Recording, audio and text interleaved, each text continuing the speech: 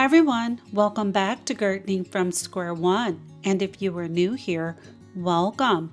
I'm Lynn, and today we're going to start with a little peek back at the creation of the East bed and how we started gardening from Square One, and then we'll see what it looks like today. So part of the flashback is just us. We work full time, but spent the weekends removing the weeds, prepping the area, and then putting down landscape fabric because in our full sun positions in this yard, no, not all areas have landscape fabric, but in the full sun in the backyard, we would be doing nothing other than weeding, like no joke, had it not been for the landscape fabric, which at some point we hope to find a way to remove. We're looking at different options. Sheet mulching with the cardboard is just untenable because that's going to break down in less than a year, and there's just the planter beds are large. But mulch will probably be the option when we think that things calm down in the area and we can actually have less weeds all around us blowing into our yard. But anyway, back to the tour. So after prepping the space, the perimeter plants went in first. And this is April of 2023. We started planting the denim and lace Russian sage, the rock and plant, the blue salvia, and roses.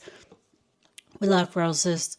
There are multiple varieties of David Austin roses and others that were added to this area, and other plants have been added too. So let me get started with the bed now.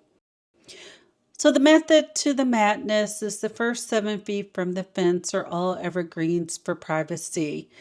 And of course, year-round interest. And then in front, that's where the perennial bed kind of starts.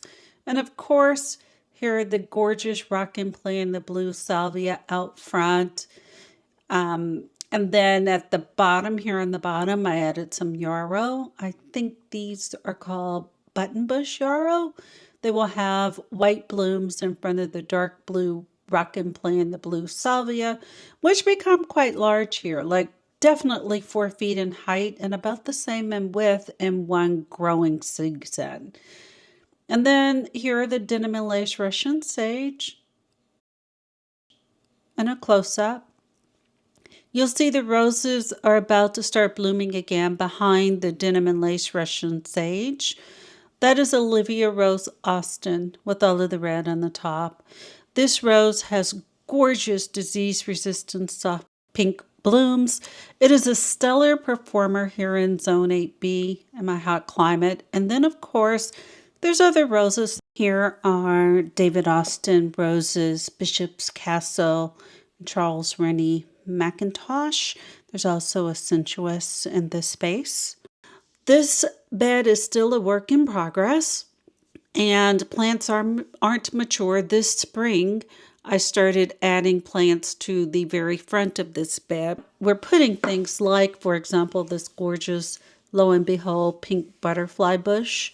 This is a proven winter plant, and it's a sterile variety. This is a nepeta purchased from the grocery store. If I can find the tag, I'll pop up the variety. We try to collect the tags and put them in a plastic bag, but boy, it has these gorgeous, very soft lavender purple blooms. And then here is the sedum. This is on zero irrigation, y'all, and it is still in bloom and doing quite well.